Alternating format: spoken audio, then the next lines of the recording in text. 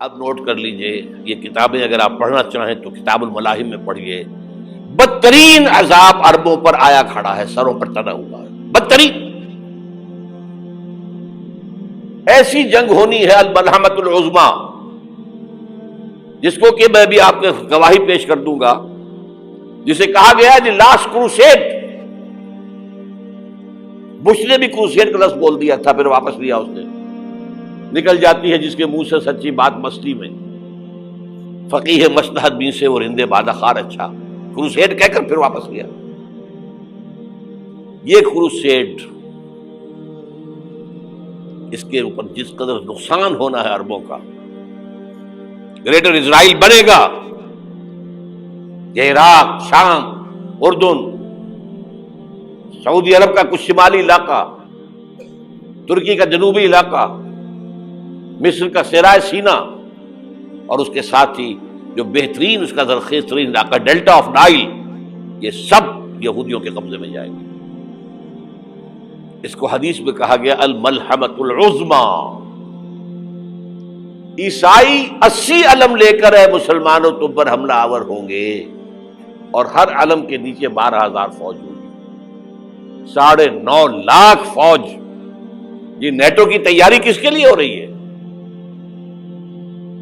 جب U S S R کا خاتمہ ہوا تو پوچھا گیا تھا نیٹو چیف سے، اب کس لیے؟ تمہارا وہ دشمن تو ختم ہو گیا، اب ہمیں اسلامک فنڈامنٹلزم سے نمٹنا ہے۔ وہ جانتے ہیں خطرہ یہی ہے، اب اسلام ابھر سکتا ہے، مسلمانوں کے سینوں کے اندر وہ آگ ہے، اوپر خاکستر آ گیا ہے، تمہیں اٹھانا بیٹھنا، یہ اندر تو انگارہ ہے، اوپر سے راکھ ہے، اس سے دھوکہ نہ کھا جانا ان کے دلوں کے اندر۔ اور بش نے کہا تھا مسلمان چاہتے ہیں کہ ہسپانیہ سے لے کر انڈونیشیا تک نظام خلافت قائم کریں، اور میں حیران ہوا تھا کہ اس کمبخت کو ہسپانیہ کا خیال کیسے آ گیا؟ ہمیں تو کبھی آتا ہی نہیں، اب ہم تو بھول گئے، وہ تو 500 برس پرانی بات ہے جبکہ وہاں سے ہمیں نکال دیا گیا تھا۔ اگرچہ اقبال نے کہا تھا ہے ارض فلسطین پہ یہودی کا اگر حق، ہسپانیہ پر حق نہیں کیوں اہل عرب کا؟ ہسپانیہ میں تو 800 سال حکومت کی مسلمانوں نے، اور ابھی 500 برس سے گزرے ہیں نا۔ یہودی تو ارض مقدس سے 2000 سال نکالے گئے، انہیں لا کے آباد کیا گیا، عربوں کے سینے میں خنجر پھونک دیا گیا۔ وہ چھوٹا سا ملک جو چاہتا کرتا، کوئی پوچھنے والا نہیں۔ امریکہ جیسے اپنے بیٹے کی حفاظت کرے ویسے کرتا ہے اس کی۔ اور حضور نے فرمایا ہے وہ جنگ جب ہوگی تو ایک باپ کے اگر 100 بیٹے ہوں گے تو 99 ختم ہو جائیں گے، ایک بچے گا۔ یہ حدیث ہے، حدیث ہے صحیح۔ اور آپ نے فرمایا ویل للعرب من شر قد اقترب، عربوں کے لیے ہلاکت ہے، عربوں کے لیے بربادی ہے اس شر سے جو قریب آ چکی ہے۔ اور آج جس طرح انہوں نے ان کی تہذیب کو اختیار کر لیا ہے، دبئی جا کر دیکھیے، بدترین مغربی معاشرہ جو ہے وہ دبئی کے اندر ہم نے قائم کر کے دکھا دیا۔ اب سعودی عرب اس راستے پر بڑھ رہا ہے۔ اور اس کے بعد نمبر 2 پر جو ہے ہم پاکستانی ہیں، لیکن میں اس کے وہ پہلی بات جو کہہ رہا ہوں وہ تو یقینی ہے، اس میں تو احادیث صحیحہ موجود ہے۔ اگرچہ اس کے بعد پانسا پلٹے گا، پھر حضرت مہدی کا ظہور ہوگا، حضرت عیسیٰ کا نزول ہوگا، اور وہ گریٹر اسرائیل گریٹر گریو یارڈ بنے گا یہودیوں کا، ایک ایک یہودی قتل ہوگا اور دفن ہوگا۔ یہ بات میں ہونا ہے، میں پہلی بات پر فرض کر رہا ہوں۔ وہ پانسا پلٹے گا جب پلٹے گا، ابھی جو سامنے ہے وہ کیا ہے؟ جس ملحمۃ العظمیٰ کہا حضور نے، جسے آرمگیڈون کہتے ہیں عیسائی۔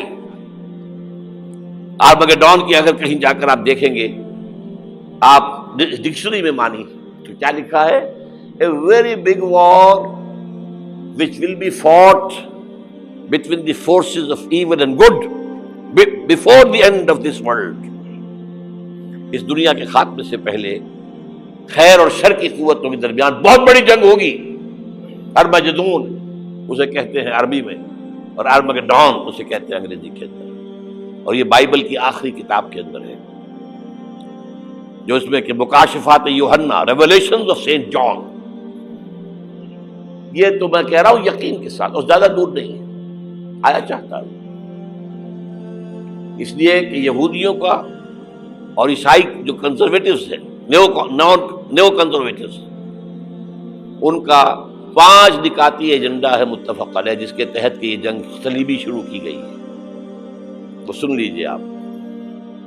آرمیگیڈون نمبر 1، گریٹر اسرائیل قائم ہو جانا اس کے نتیجے میں نمبر 2، مسجد اقصی اور قبۃ الصخرہ کو گرانا نمبر 3، وہاں 3rd ٹیمپل، وہ مسجد جو حضرت سلیمان نے بنائی تھی 1000 قبل مسیح میں، پھر برباد کی تھی نبوکدنضر نے، دوبارہ بنائی گئی، پھر دوبارہ ختم ہوئی 70 عیسوی تک گری پڑی ہے. ان کا خانہ کعبہ گرا ہوا ہے 70 عیسوی سے لے کر آج تک. ایک دیوار ہے ویلنگ وال، جہاں جاتے ہیں، روتے ہیں، پیٹتے ہیں، ماتم کرتے ہیں، وہاں وہ بنے گا 3rd ٹیمپل. اور نمبر 4، اس میں لا کر رکھا جائے گا تخت حضرت داؤد کا. یہ تخت کہاں ہے اس وقت؟ یہ لندن شریف کے اندر، جو ان کی پارلیمنٹ کا جو چرچ ہے، ویسٹ منسٹر ایبے، اس میں رکھا ہوا ہے. ایک پتھر تھا جس پر بٹھا کر حضرت داؤد کی تاج پوشی ہوئی، پھر حضرت سلیمان کی ہوئی، پھر وہ پتھر رکھ دیا گیا جب حضرت سلیمان نے بنایا ہیکل مسجد اقصی، وہاں رہا وہ. ہر بادشاہ جو تھا یہودی اسی کے اوپر بٹھا کر اس کی تاج پوشی ہوتی تھی. سن 70 میں ٹائٹس نے گرایا اسے، ہیکل کو، وہ پتھر لے گیا، وہاں سے روم گیا، روم سے آئرلینڈ گیا، آئرلینڈ سے اسکاٹ لینڈ آیا، اسکاٹ لینڈ سے انگلینڈ آیا، اور اب وہ رکھا ہوا ہے 14ویں صدی عیسوی سے آج تک. وہ ویسٹ منسٹر ایبے میں رکھا ہوا، ایک کرسی کی سیٹ میں اسے بنا دیا گیا ہے تخت کی شکل میں. اب انگریزوں میں کوئی ملکہ ہو، کوئی بادشاہ ہو، جس کی بھی تاج پوشی ہونی اس میں ہو، یہ لا کر رکھا جائے گا 3rd ٹیمپل میں. اور اس پر یہودیوں کے خیال کے مطابق ان کا مسیحا آئے گا جو مسیح دجال ہوگا. عیسائیوں کے خیال کے مطابق حضرت عیسیٰ آئیں گے، وہ ہمارا بھی خیال ہے حضرت عیسیٰ آئیں گے علیہ السلام.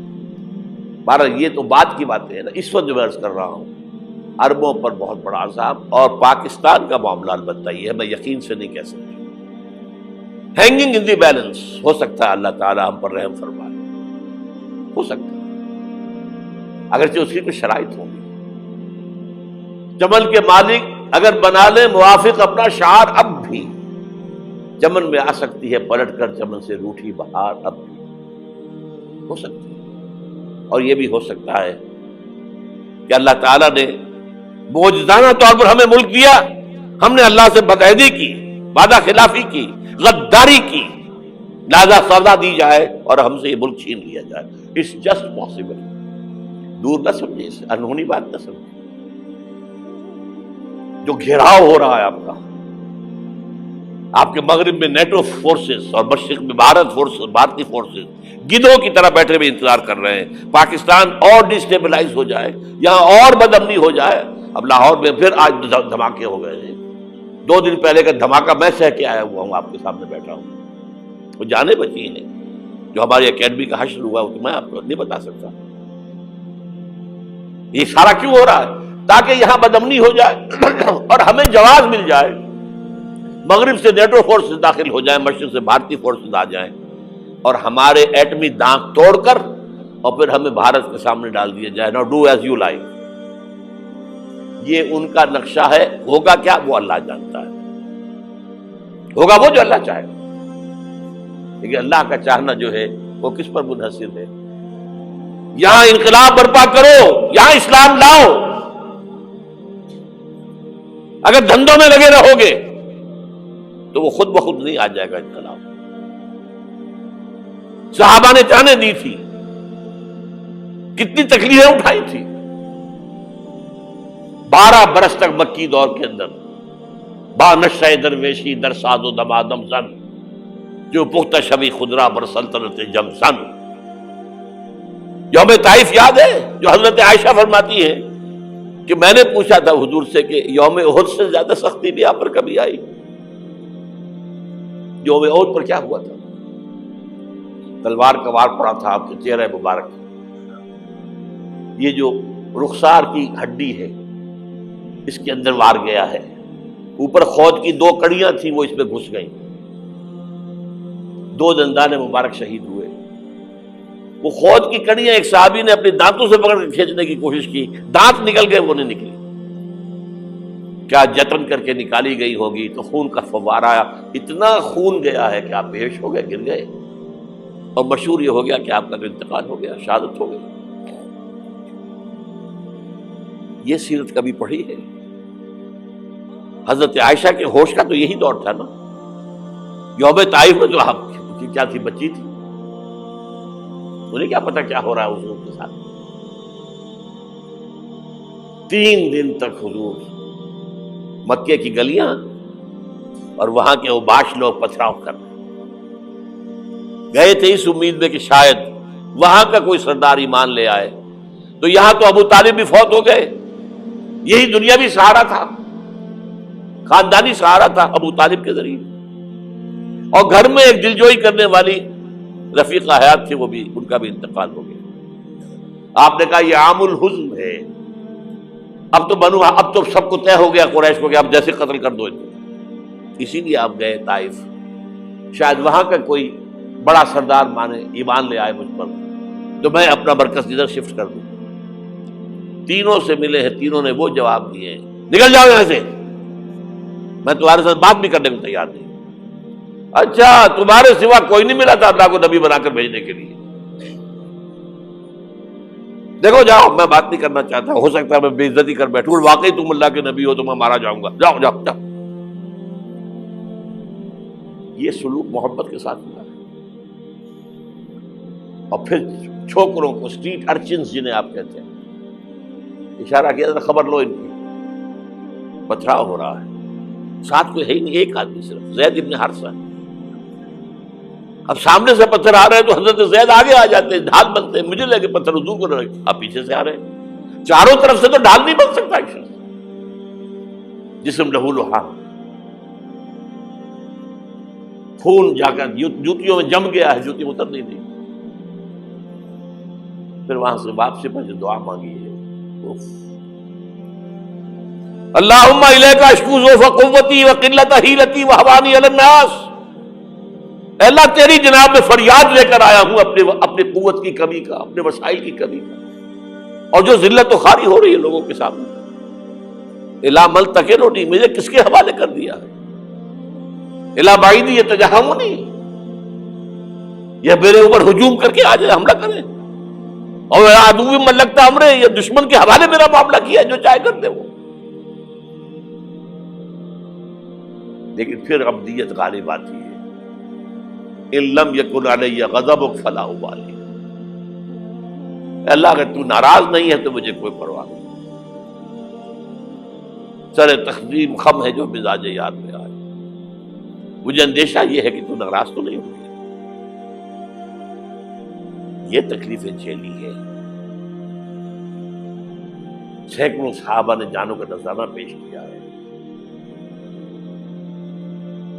احزاب کی جنگ میں فاقوں پر فاقے ہو رہے تھے، اور ان فاقوں کی حالت میں خندق کھودنے کا حکم ملا ہے، لوگوں کی کمریں دوہری ہو رہی ہیں، پتھر باندھے ہیں اپنے پیٹوں سے، اپنی چادروں کے ساتھ کس کر کمر دوہری نہ ہو جائے،